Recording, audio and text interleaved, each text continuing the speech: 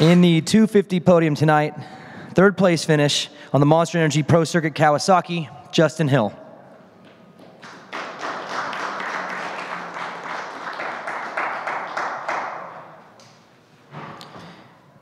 And in second place on the Troy Lee Designs Red Bull KTM, Mitchell Oldenburg.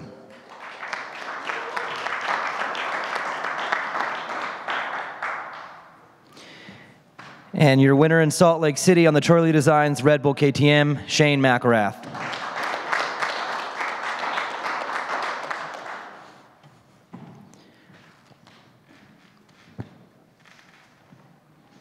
Justin, nice jersey.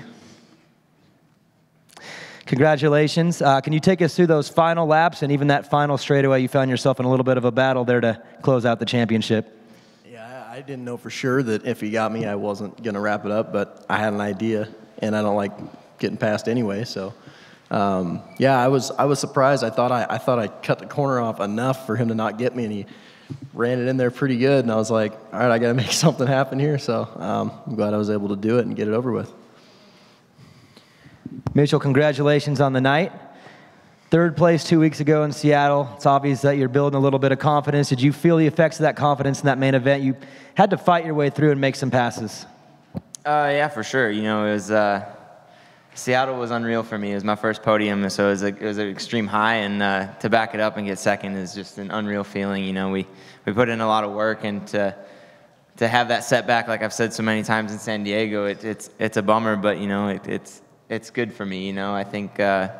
There's always them what ifs, you know. We've had some good races, and you know, where would we be if we wouldn't have got hurt? But no, I'm just excited on the night, you know, to go 1-2 with my buddy Shane, and just to have a good main event and solid 15 minutes plus one lap was a good way to end the night. Shane, congratulations. You mentioned to me on Race Day Live earlier today how you're happy with the way the season started out, and it was very important to you to close the season like you started it and get 2 wins, well, halfway there.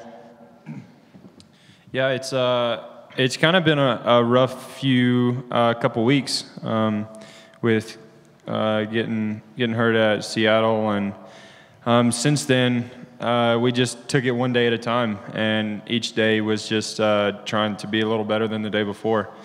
So even today, I mean, I didn't expect that of myself. I just wanted to go out and give it my all. And with how the track was breaking down all day, I knew that it was going to be a tough main. Even though the lap times were short, the track is not that technical layout wise. But with how the track broke down, it was pretty crazy. And it was a bummer to see Aaron go down, but he was pushing hard, and he was pulling me in the beginning, and there wasn't anything I could do. I was pretty much settled in, and he was riding fast, and he ended up going down, and just tried to work on things. I mean, the lappers were pretty bad, but that's kind of been some of my weaknesses, and just a lot of positives to take out of tonight.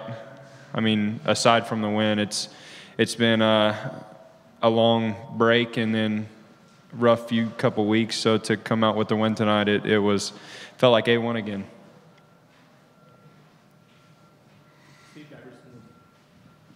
Steve Giberson with Vital MX. Justin, after you crossed the finish line, you looked really confused on, did I do this, did I not? Were you getting pit boards, or did you know? No, my guy just wanted me to focus on the race and push. Obviously that was hard to do, but yeah, I really had no idea. I thought that if Martin got by me that I would have to race Vegas seriously, so I didn't want that to happen. But I really, yeah, it was like total confusion. I was asking him, I was like, did I do it? Did I do it? Like, what's up? Kristen Slack, Motocross Performance Magazine. This is kind of a question for all three of you guys. What we've noticed is that there's a bunch of camaraderie between you guys, like not as much rivalry. Does that make being up on the podium sweeter, knowing that you guys are friends and buddies?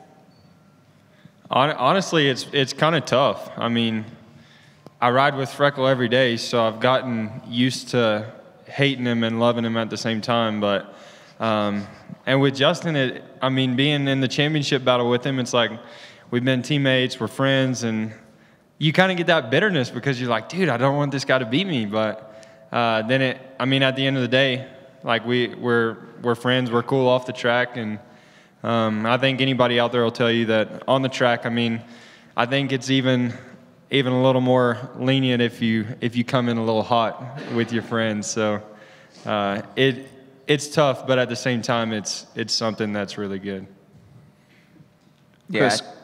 Sorry. I mean, yeah, I think Shane hit the nail on the head as far as that goes. I mean, we were all teammates last year, so we've spent a lot of time together and at the practice tracks and stuff like that. So, you know, we're just normal humans just out here doing our job and enjoying it. So I think if just for us, it's just it's when we all do good, I can't even explain it. It's just an awesome feeling, and just pumped for these two guys and for myself to be up here. Let me answer it too. I like racing with my buddies. I mean, I know these guys well. I've known them for a long time, so it's fun racing with them. But yeah, I'm into sportsmanship and being cool to everybody. I'm a nice guy just by nature, so I like racing them. I think sometimes you race your buddies hard, which it's good. It's good for the sport. I mean, if we can have kind of like a high level of respect for each other, I think that's good. Chris Cooksey with Number Talk. This is for Justin. So there's been some rumors about the 250 class changing the eligibility. If you're eligible next year, do you want to defend the plate, or are you going to look for a 450 ride? I want to be on a big bike, only just because I think I ride it better. I have a hard time revving the little bike out and ringing it out and making it do what it's supposed to do. So I feel as if that's a little bit harder for me. So I'm looking to move up. Jim Hawley, Race Day Live. Justin, congratulations on your championship there. Did you know that Martin Davalos was that close to you when you went up to that left-hander there and just kind of put it your bump, and then you go, oh, I'm out of the championship now? And how important was it to get back around just right before that finish? I actually didn't actually know. I thought I had an idea. I was like, okay, I think I got it if I'm in third, but I think I don't have.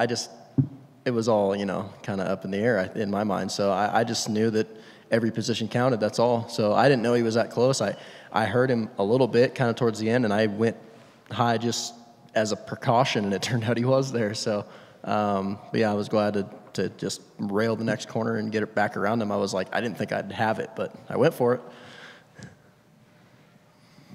Want to thank you guys. That'll be it for anyone else question? Oh, there you are. Chad Mobley, ABC4 Utah.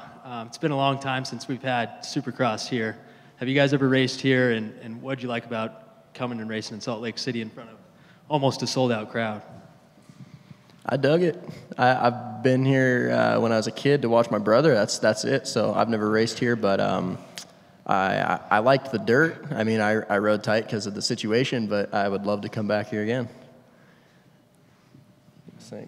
Yeah, I mean, I've never been here either. I think the last year they were here was 2013, and that was my first year racing pro. So, honestly, I was a little worried about the altitude.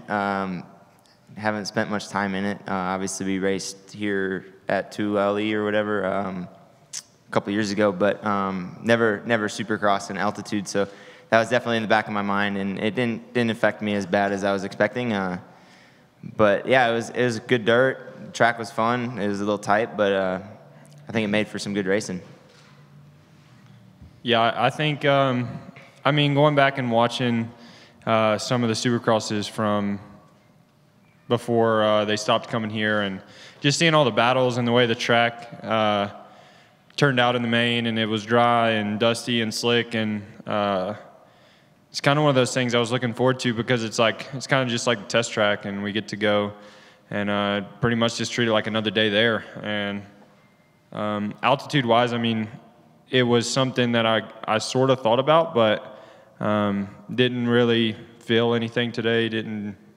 It just felt like another day. And not that I was expecting it to feel any different, but it was just cool to just see where we are after a few down weeks. Kristen Slack, Motocross Performance Magazine, for Justin.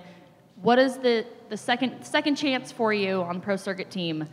Does that make it that much sweeter getting the championship back with this team?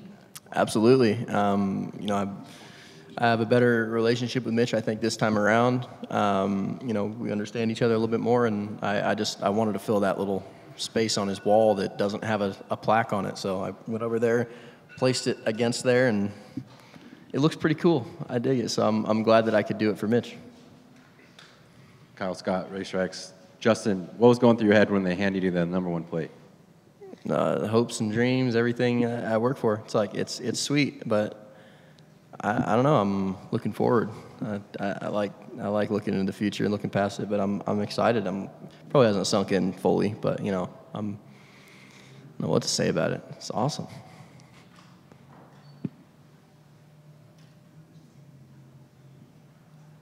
All right, guys, that'll be it. Thank you, guys.